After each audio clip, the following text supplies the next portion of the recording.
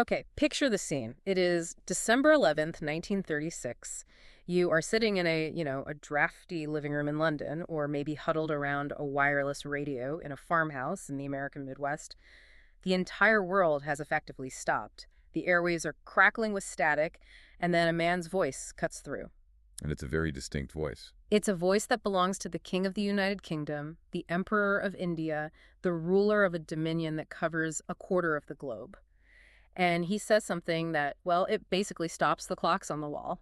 I have found it impossible to carry the heavy burden of responsibility and to discharge my duties as king as I would wish to do without the help and support of the woman I love. The woman I love. It is arguably the most famous resignation letter in human history. I think you're right. There's nothing else quite like it. And the woman he is talking about isn't a princess from a neighboring kingdom. She isn't a duchess with a pedigree going back to the Crusades. She is Wallis Simpson, a 40-year-old American from Baltimore. And a divorcee, a two-time divorcee, in fact. Right.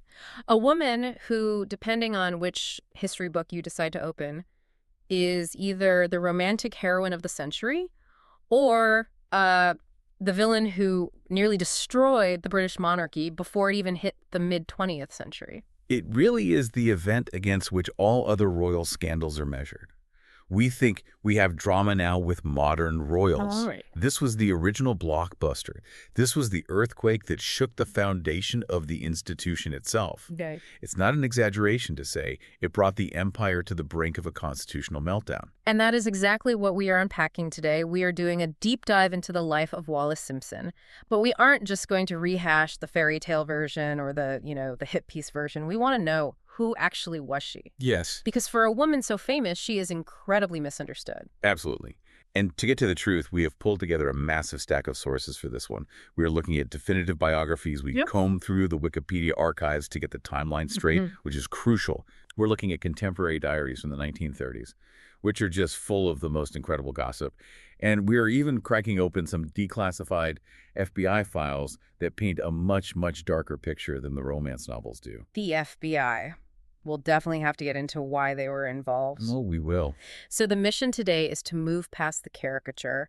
It is so easy to paint her as the villainous temptress, the sorceress who stole the king. The American Jezebel, as some called her. Or, on the flip side, the romantic victim who just fell in love and got swept away by forces beyond her control. But when you look at the actual evidence, the reality is so much messier. She was complex, she was ambitious, she was terrified, and she was contradictory. That's the perfect word for her, contradictory. We are going to trace that entire arc. We will go from her childhood as a poor relation in Baltimore, which I think explains almost everything about her psychology. I agree. That's the key right there. To the wild rumors of her time in China, the constitutional crisis that brought down a government, the incredibly controversial brush with the Nazis, and finally, those silent, lonely years in Paris. It is a sweeping narrative, a life lived at the absolute center of history. So let's start at the very beginning, because she wasn't born a duchess. She wasn't even born Wallis, really. Not as a first name, no. She was born Bessie Wallis Warfield. Bessie Wallis. That's right, June 19th, 1896. And she wasn't born in a palace or even a major city. She was born in a place called Blue Ridge Summit, Pennsylvania. Which sounds lovely, but why there? Why not Baltimore, where her family was from? I mean, the Warfields were a big name in Baltimore. It was a summer resort. You have to remember, in 1896, there is no air conditioning. Baltimore in the summer is a swamp. It's humid. It's oppressive. The threat of diseases like typhoid was very real. Right. So the wealthy families, and the Warfields were a very wealthy, prominent family, would retreat to the cool mountain air of Pennsylvania. It was an escape for the elite.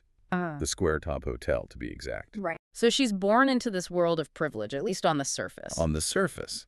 But even her birth comes with a little asterisk, doesn't it? There is a bit of a scandal right out of the gate regarding the timeline. Yes, the wedding date versus the birth date. There is. And this is the kind of detail that could haunt a family in that era, especially in a society as concerned with appearances as Baltimore's was.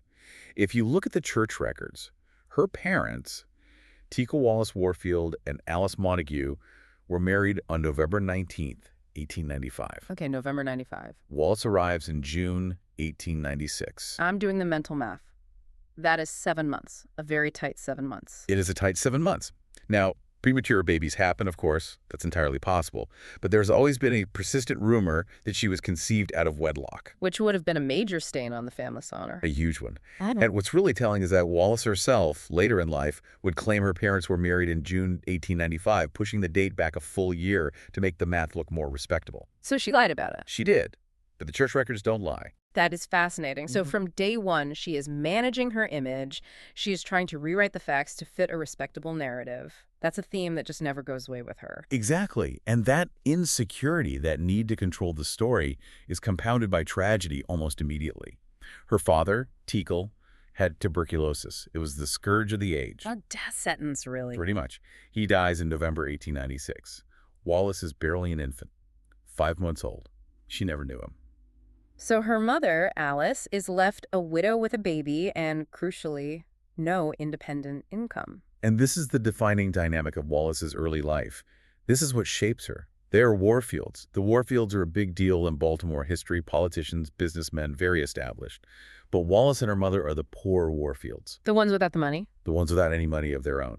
They are entirely dependent on the charity of her father's brother, her uncle Solomon Davies Warfield. Let's talk about Uncle Sol, because he sounds like a character straight out of a Dickens novel. He really is. He was a bachelor, incredibly wealthy, incredibly powerful. He was the postmaster of Baltimore, president of a trust company, president of a railway. He was a major figure. And he held the purse strings, and by all accounts, he held them tight. So he takes them in. Yes. Wallis and her mother moved into his 4-story row house on East Preston Street. That sounds comfortable on paper, living in a mansion. I mean, 4 stories? It sounds grand, but psychologically, that has to be incredibly tough. I can't even imagine. It is a very specific kind of pressure. You are surrounded by wealth. You have the right last name. You go to the right parties. Yeah. But you have no money of your own. You are living there on sufferance. You're a guest in your own life. You have to be grateful. You have to be pleasant. You have to sing for your supper in a way. You can never step out of line because the roof over your head, the food you eat, it all depends on your uncle's mood. It is the poor relations syndrome. You are inside the club, but you are not of the club. You're always looking in from the outside, even when you're on the inside. Precisely. And I think this breeds 2 things in Wallis. First, a deep, gnawing insecurity. She never felt safe. And second, a ferocious drive, a determination. She decided very early on that she was never, ever going to be in this position of dependency again. She wanted her own security. She wanted security. And in her world at that time, security meant money and status. And the only way for a woman to get that was through marriage. But Uncle Solomon did come through on the education, right? He didn't skimp there. No, to his credit, he paid for her to attend Oldfield School. This was the most expensive, most exclusive girls' school in Maryland. This is where the elite sent their daughters. So now, teenage Wallis is rubbing shoulders with the daughters of true tycoons. We are talking about people like Rene DuPont. The DuPonts, I mean, that's American royalty. Okay, so she is literally in the mix with the American aristocracy. She is. But again, she knows the difference. They have trust funds. She has an allowance from a grumpy uncle. They have country estates. She lives in her uncle's house. And this is where we see the Wallis personality really begin to form. She realizes she can't compete on money. Right. And honestly, she couldn't really compete on classic beauty either. The sources are quite blunt about that, aren't they? One biographer mentioned her jaw was too heavy for the standards of the time. She wasn't the Gibson girl ideal. She wasn't. She didn't have that soft, rounded, conventional prettiness that was so prized, but she had distinct assets. She had amazing violet blue eyes, according to descriptions. They were apparently magnetic. She had a very petite, slender figure, which she kept her whole life, but mostly she had style and she had wit. She weaponized her personality. She did. I love the quote from her classmate at Oldfields. They said, she made up her mind to go to the head of the class, and she did. That sums her up perfectly. She willed herself into prominence. Absolutely. She was always the best, dressed, immaculately turned out. That became her armor. If you can't be the prettiest, be the most stylish. If you can't be the richest, be the most interesting, the wittiest. She learned how to focus her attention on people, especially men, to make them feel like they were the only person in the room. It was a cultivated skill. A highly cultivated skill. It is a survival mechanism. She is optimizing herself for the marriage market, essentially. Crude but true. In 1910s Baltimore, that was the career path available to her, and she was determined to succeed at it. And succeed she did, at first. So she graduates, she makes her debut into Baltimore society, and she meets a man who seems to tick all the boxes, Earl Winfield Spencer Jr., Wynne. This is 1916. She is visiting a cousin in Pensacola, Florida. And Win Spencer is a U.S. Navy aviator. And we have to contextualize this. In 1916, a pilot was a rock star. It was dangerous. It was new technology. It was the absolute height of masculinity and glamour. It is like dating an astronaut in the 1960s or a tech billionaire today. Exactly. He was handsome, dashing, from a good family. On paper, he was the perfect catch. They married quickly. But the glamour stripped away very, very fast. How so? What went wrong? Well, for one, the danger part of aviation became very real to her. While she was in Pensacola, she witnessed 2 separate airplane crashes just weeks apart. Oh, wow. Not on a newsreel, but in person. In person. Saw the wreckage, saw the aftermath. Seeing that trauma firsthand gave her a lifelong crippling fear of flying, which is incredibly ironic considering how much she traveled later in life, often sedated or terrified on planes. But that wasn't the main problem with the marriage, was it? Not at all. The bigger problem was Win himself. The sources describe him as a heavy drinker. Heavy is putting it lightly. He was an alcoholic, and not the fun at parties kind of alcoholic. He was a mean drunk. He was abusive, both verbally and, some sources suggest, physically. He was known to drink even before getting into the cockpit. That's terrifying. Can you imagine? Their marriage became a cycle of fighting, him leaving for months on deployment, and her trying to cope. They moved to San Diego, then to Washington, D.C., but the relationship was just crumbling. It was toxic. And eventually, Win gets posted to the Far East. And this leads us to what I think is the most mysterious and mythologized chapter of her life, the China years. The China dossier. This is where the legend of Wallis Simpson starts to drift into, well, mythology. So she decides to travel to China to try and reconcile with him, right? Which in the 1920s, for a woman traveling alone, that is a serious trek. It is a massive undertaking. She travels on a troop carrier, the USS Shomal. It takes weeks and weeks. She ends up in Hong Kong, then joins Win. But the reconciliation is a complete disaster. He is drinking more than ever. He is erratic. Till she leaves him. She does, but she doesn't go home. She doesn't go back to Baltimore with her tail between her legs. She goes to Beijing. And she spends over a year in China. And the rumors that came out of this period, I mean, they dogged her for the rest of her life. Oh, they were salacious. People whispered that she learned ancient sexual techniques in the brothels of Beijing, that she was running with a wild crowd of diplomats and warlords. It's very exoticized, isn't it? Completely. And the most specific and damaging rumor involved Count Galeazzo Ciano, who later becomes Mussolini's son-in-law and foreign minister, a major historical figure. Right. He was a young diplomat in Beijing at the time. The rumor, which was repeated for decades in London salons and treated as fact, was that Wallis had a torrid affair with Ciano, got pregnant, and had a botched abortion that left her infertile. That is an incredibly specific and vicious rumor. Is there a shred of truth to it?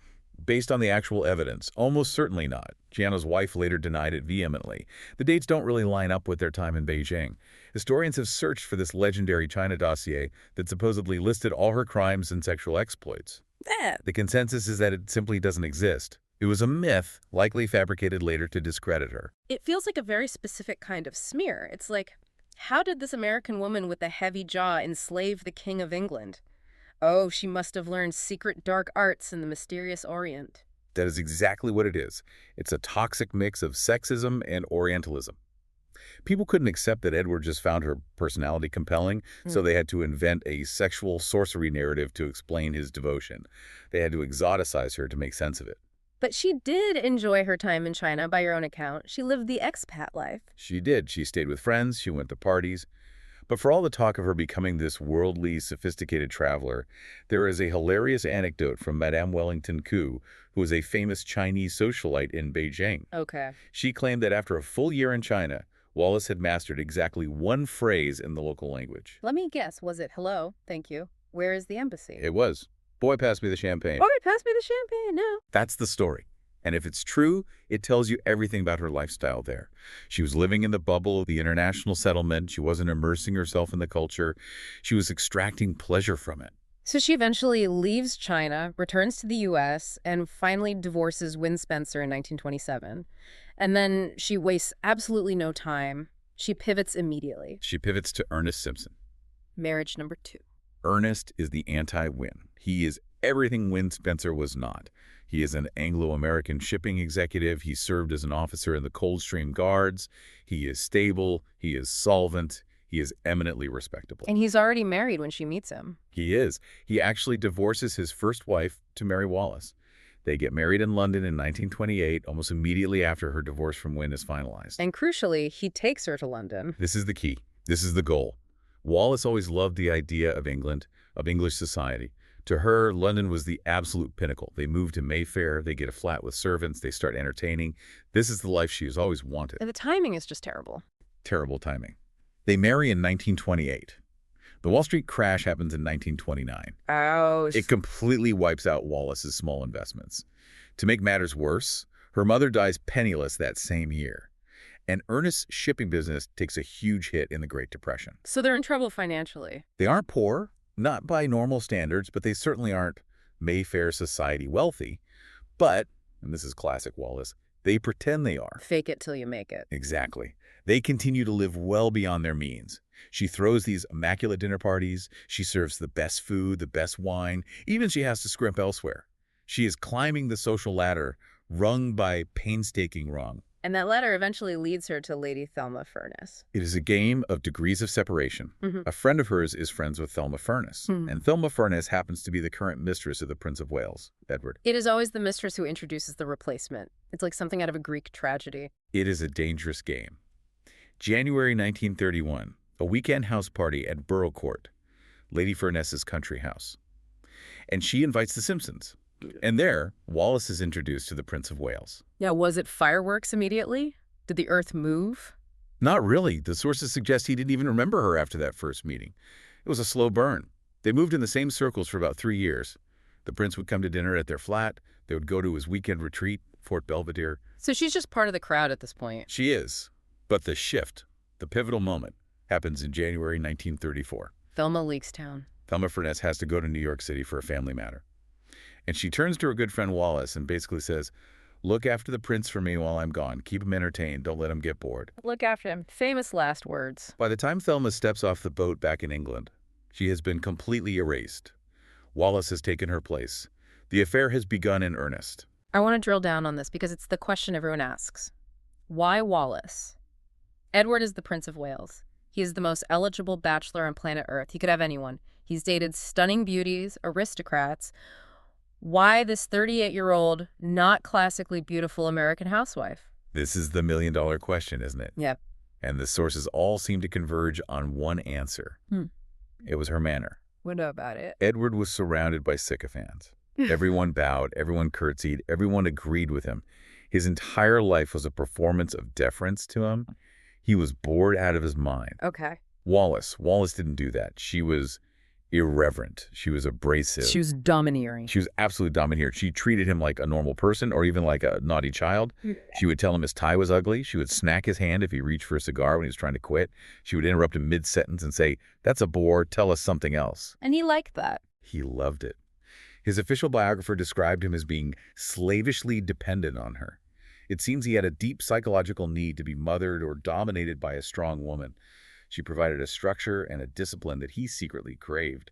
He found her complete lack of deference totally intoxicating. So he showers her with gifts, jewelry, money. Enormous amounts. Jewels, furs, cash. He pays off her debts. He's completely besotted. Her husband, Ernest, is just sort of sidelined, pushed into the background. So by 1934, he is hooked. He's bringing her to Buckingham Palace, which is a huge no-no. A massive breach of protocol.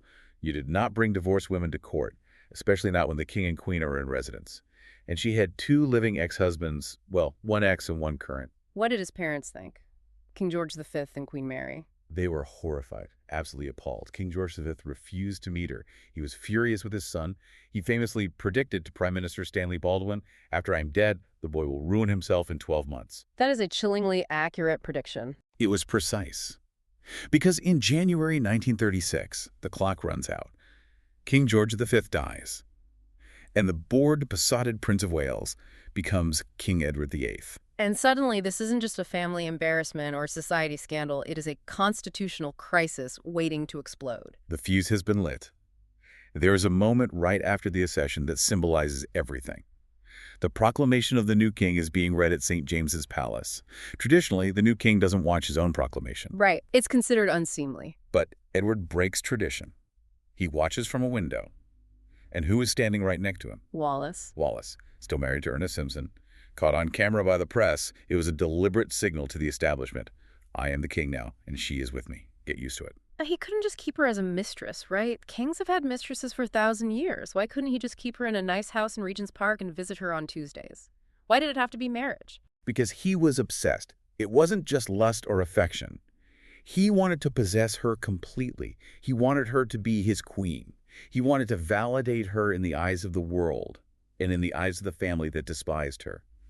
And that is where he hit a solid brick wall. Let's break down that wall, because I think people forget the technical reasons why this was so impossible. It wasn't just a case of, we don't like her. No, it was a trifecta of constitutional and religious blockers.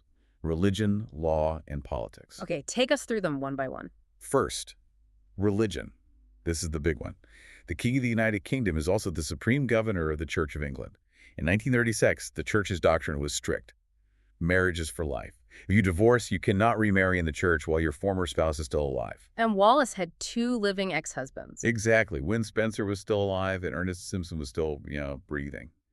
For the king to marry her would be to directly defy the core teachings of the very church he was sworn to lead. It's a theological contradiction. It would undermine the entire institution. Completely. Second is the legal risk. And this is a really interesting, slightly obscure point that the government was terrified of. Okay. Wallis divorced her first husband, Wynne, in the United States on grounds of incompatibility, emotional cruelty, basically. But in England at that time, the only ground for divorce was adultery. So English law didn't recognize American incompatibility divorces. There was a very real legal opinion circulating in Whitehall that her first divorce was not valid under English law. And if her first divorce wasn't valid, then her second marriage to Ernest was bigamous. Oh, wow. And if the king married her, he would be committing bigamy. Can you imagine the scandal? The King of England, a bigamist. It was a legal nightmare. That's a landmine. And the third reason? Politics. Pure and simple. The Prime Minister, Stanley Baldwin, and the governments of the Dominions, Canada, Australia, South Africa, New Zealand, they all said no. Emphatically no. They saw her as a woman of limitless ambition, a political adventurer. They didn't trust her judgment. And they felt the British public would never, ever accept a twice-divorced American as queen. So Edward tries to find a loophole, right? The morganatic marriage proposal. He does. He's getting desperate. He proposes a compromise. He says, okay, I'll remain king, I'll marry her. But she won't be queen. She'll have a lesser title, like the Duchess of Cornwall, and any children we have won't inherit the throne. On the surface, that sounds like a reasonable compromise. Baldwin shot it down immediately. He went to the cabinet, and they rejected it. He famously said, the queen is the queen. There is no such thing as a half-queen in the British Constitution. The Dominion governments were consulted, and they all rejected it, too. So the walls are closing in. There's no way out for him. None. At this point, Wallis herself is panicking. She's filed for divorce from Ernest, citing his adultery with her own friend, Mary Kirke, an affair that was almost certainly arranged for the purpose of the divorce. A convenient adultery. A very convenient adultery. Right. But as the scandal breaks in the British press in December 1936, and it breaks like a tidal wave, Wallis realizes she is about to become the most hated woman in the empire. She has to get out of the country. She flees to the south of France, to the home of her friends, the Rogers. Reporters are literally chasing her car across France. It's terrifying for her. And under immense pressure, she releases a public statement saying she is willing to withdraw to give Edward up. She offers to end it. She does. She offers him an out, but Edward refused to take it. He was on the phone to her constantly. He famously said something to the effect of, the other end of the wicket was determined. He had made up his mind. If he couldn't have her as king, he wouldn't be king. It was Wallis or the throne, and he chose Wallis. He chose Wallis. And so we get to the broadcast, December 10th, 1936. He sits in Windsor Castle and signs the instrument of abdication. He signs it. He gives up the throne. He becomes the Duke of Windsor. His stuttering, shy brother Bertie becomes King George VI, and Edward goes into exile, a king for less than a year. The shortest reign for an uncrowned monarch. And that brings us to the next chapter, the Duchess of Windsor. They finally get married on June 3rd, 1937. At the Château de Condé in France, which was loaned to them by a rather controversial industrialist named Charles Badeau. Everything about them seems to have a controversial asterisk next to it. It does. And this wedding should have been a triumphant moment for them. Love conquers all. The ultimate romantic gesture is complete.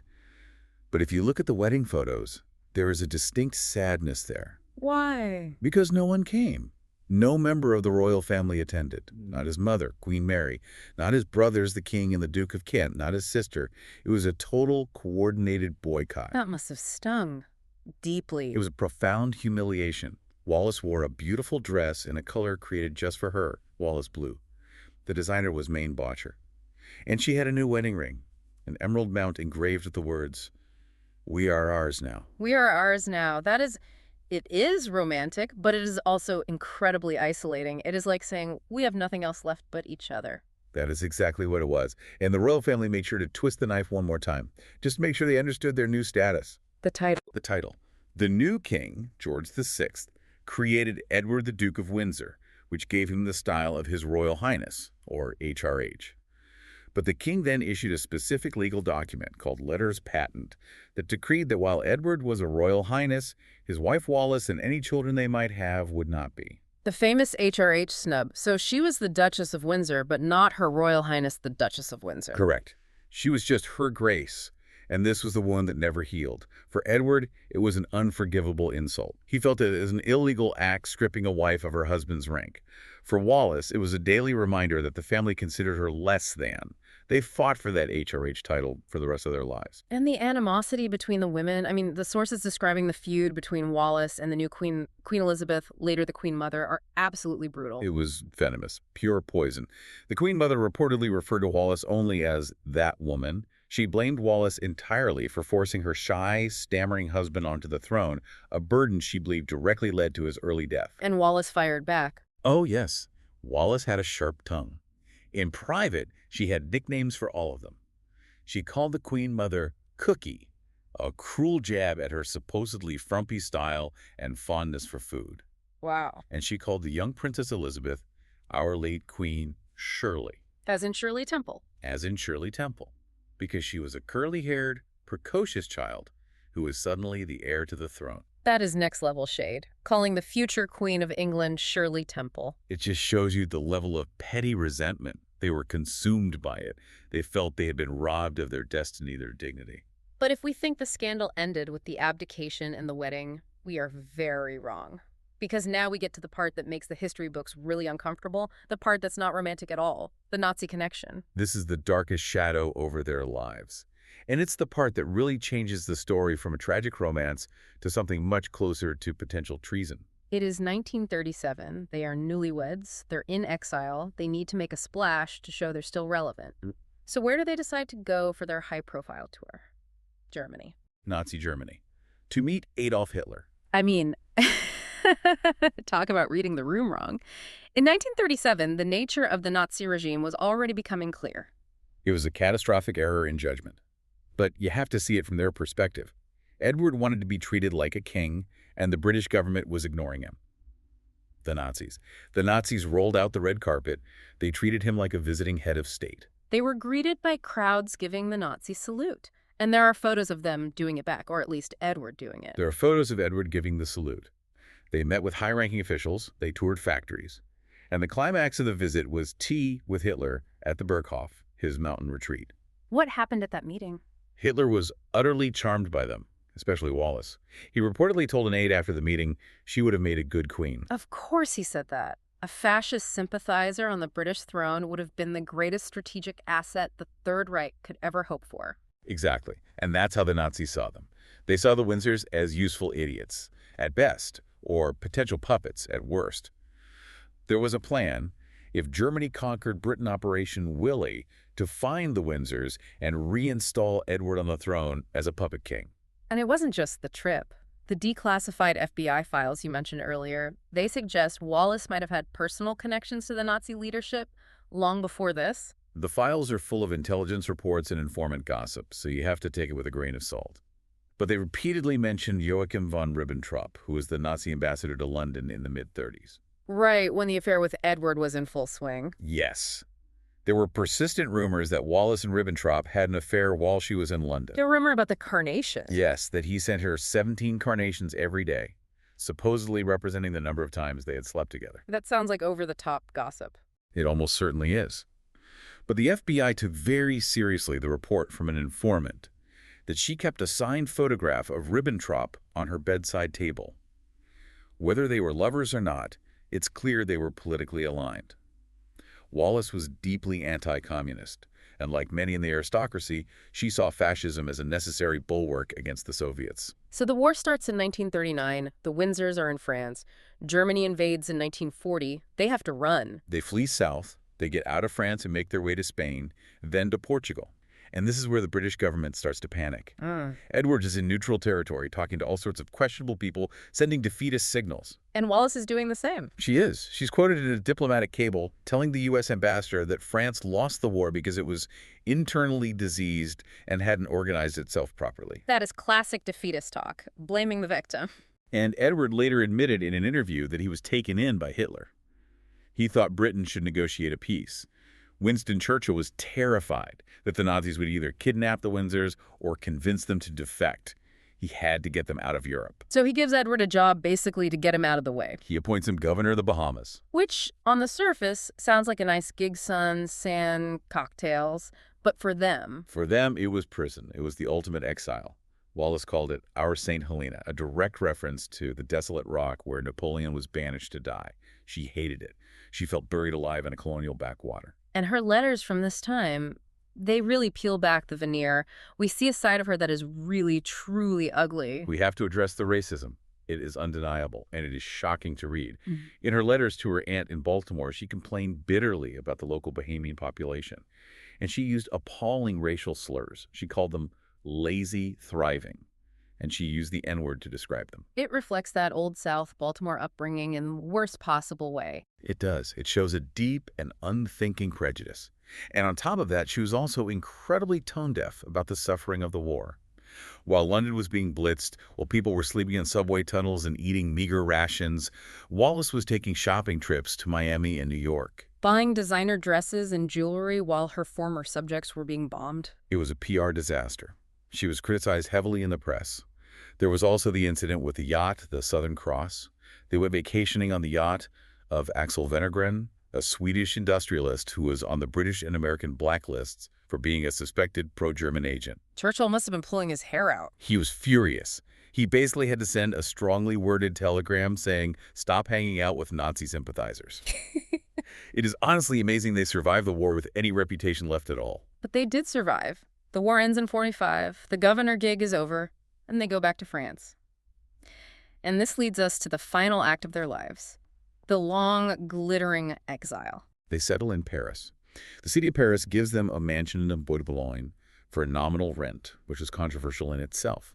They also buy and restore a country house, which they call the Mill, and they basically become professional socialites. What does that even mean? What did they do all day? They entertained, they traveled, they played with their pugs, they curated their image. They were famous for being famous, really. A precursor to our modern celebrity culture. Who were they hanging out with? A mix of old aristocrats, rich Americans, fashion designers, and the occasional political outcast. Notably, they stayed very close with Oswald and Diana Moseley, the leaders of the British Union of Fascists. That connection never really went away. And tell me about the jewelry, because the Duchess of Windsor collection is the stuff of legend. It really became her substitute for royalty. Edward continued to shower her with jewels, incredible pieces from Cartier, from Van Cleef & Arpels, the famous panther bracelets, the flamingo brooch made of rubies and diamonds.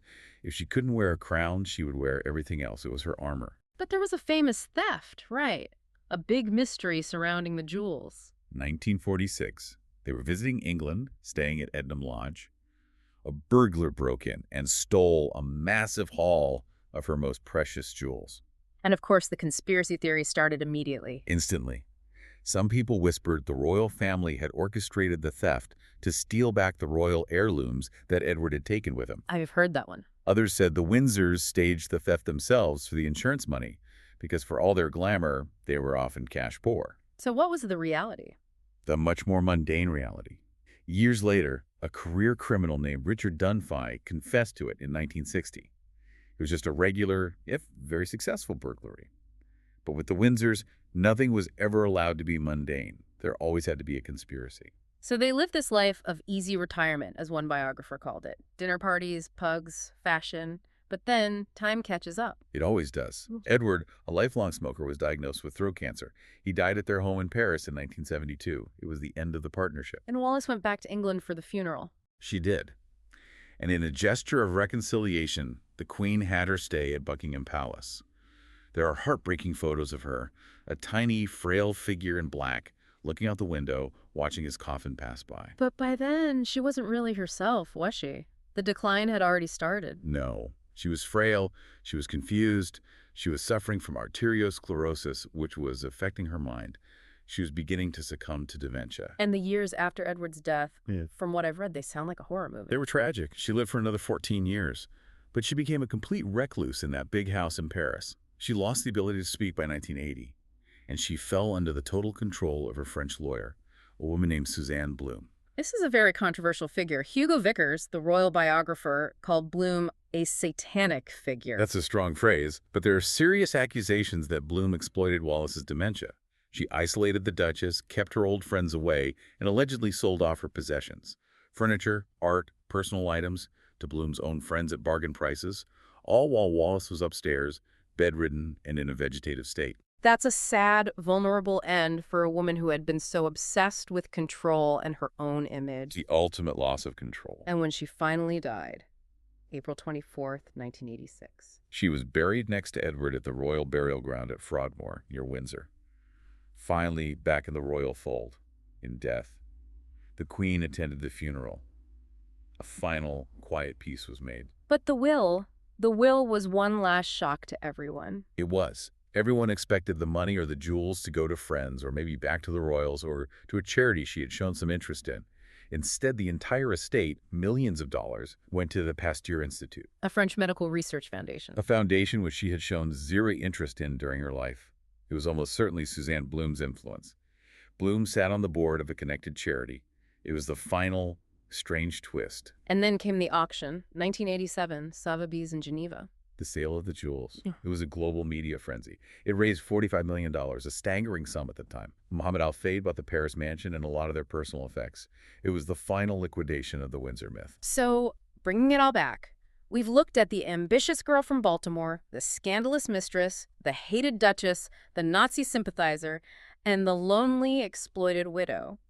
When you step back from all the details, what is the legacy here?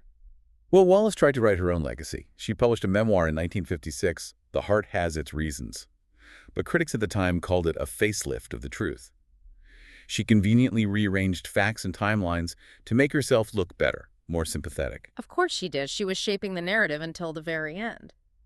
But I think the most poignant assessment comes from one of her biographers who said she experienced the ultimate fairy tale that went wrong. How so? Explain that. Think about the classic structure of a fairy tale.